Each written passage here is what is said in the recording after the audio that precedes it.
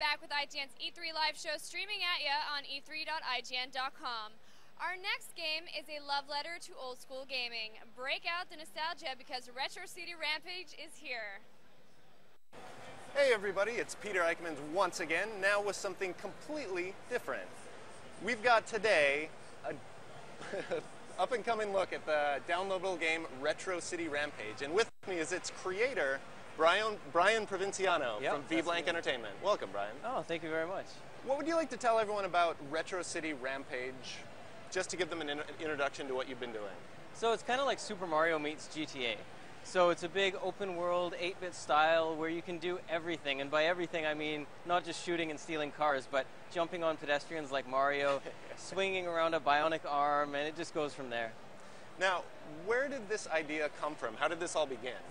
It evolved from my love for the NES and my love for GTA, and then kind of eventually grew out of that into just my love for comedy. And so it's kind of really is just a send-up and love letter to my childhood, and then everything since that I like to.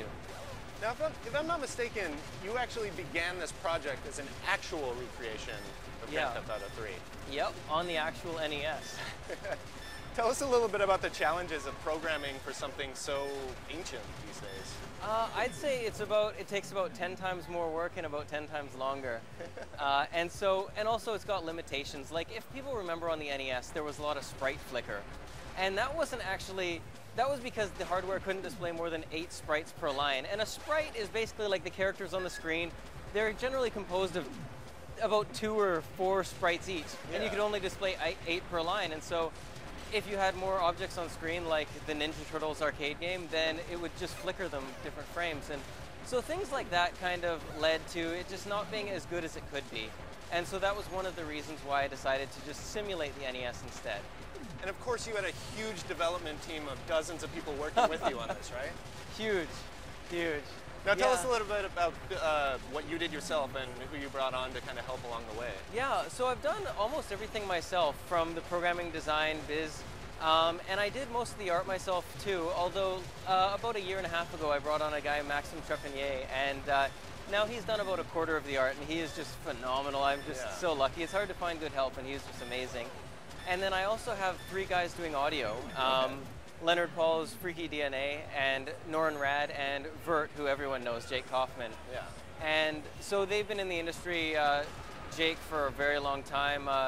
Len has actually been in since the Sega Genesis, so he knew about making chiptunes and stuff like that. So perfect fit, and it's got over 2.5 hours of music in it.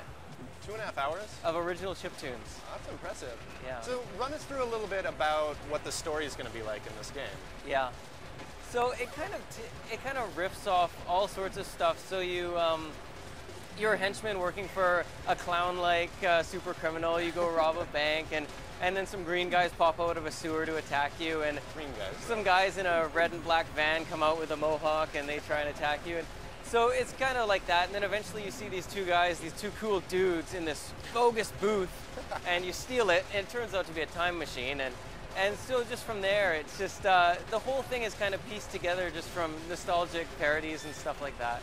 Now, I don't know, it's been a process long in the making, this game. Yeah.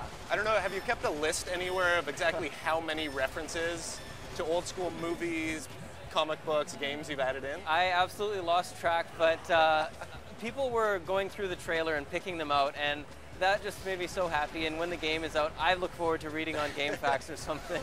You're like, I don't even remember putting that in there. Yeah, well, you know what's funny is there'll be cases where I'll put in a reference to something, and people will think it's something else, and I'll be like, yeah, it does look like that too. And I'll just be like, yeah, sure, that is, yeah, you're right.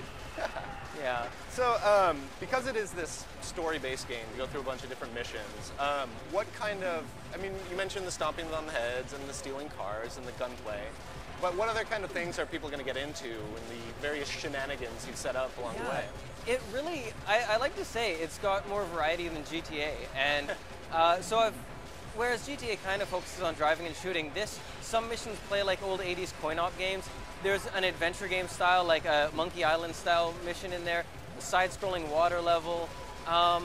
So it really just hits every genre imaginable. Mini games, you can go to the arcade, play arcade games, Rad Racer style.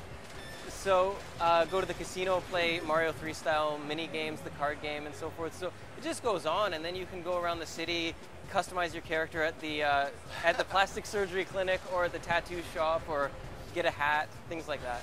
And how is this actually going to be reflected in a character that can't be more than like 80 pixels himself? Right.